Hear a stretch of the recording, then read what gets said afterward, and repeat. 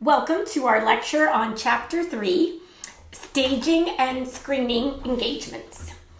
We're going to cover the first learning objective, which is to identify 5 primary factors that should be considered when you're screening an engagement. So in forensic accounting, screening involves examination of the case in order to avoid undesirable clients and cases, especially where the risks exceed the rewards or the benefits. So deciding whether to accept an engagement or not is a critical decision for a forensic accountant. It requires careful evaluation of the proposed risks and rewards of that engagement. So let's see some of the proposed risks of the engagement. These could include threats to compliance, threats to competence, consumption of resources, missed deadlines, logistics, suitability of the engagement, possible malpractice claims or litigation, court sanctions, and damage to the practitioner and or the firm's professional reputation.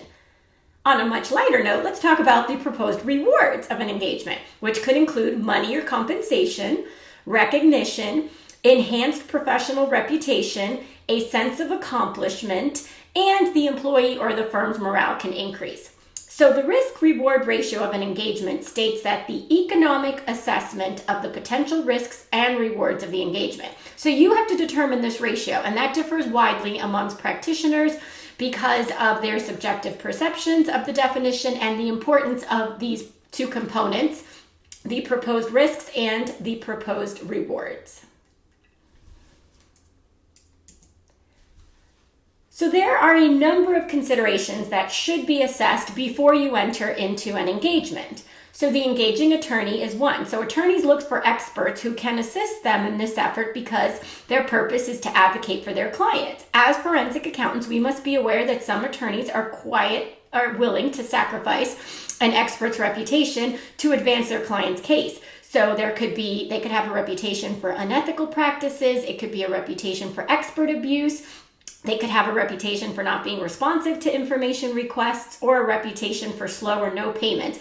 These are all red flags that would identify a bad client for the forensic accountant. Good clients are direct in their communication and respect the role of the expert witness. They are also responsive to data requests and provide prompt payments.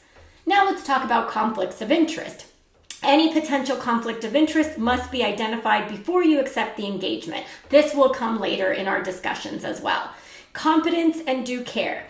So the diversity of forensic accounting engagement requires companies that require competencies for those skills and resources of the forensic accountant. So for example, as a forensic accountant, you could be skilled, let's say, in business valuations. And it is not necessarily a skill to conduct a fraud investigation. But in addition to considering what competence is needed for the engagement, you also, as a forensic accountant, have to have due care. And you want to confirm the deadline for the engagement.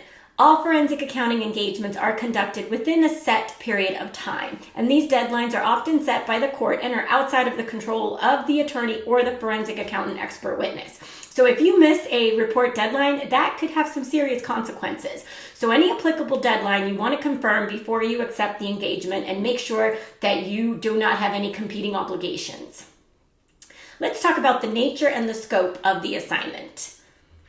So in addition to that, you have to have the competencies of an expert that you want to perform the task at hand. The conditions surrounding the engagement also should be evaluated by the forensic accountant. For example, your availability and the condition of the data, the accessibility to witnesses, are there any unusual risk? Is there some travel requirements? Are there scope limitations or any special circumstances? All of this information allows you as an expert to effectively assess the risks and make the appropriate strategic decisions.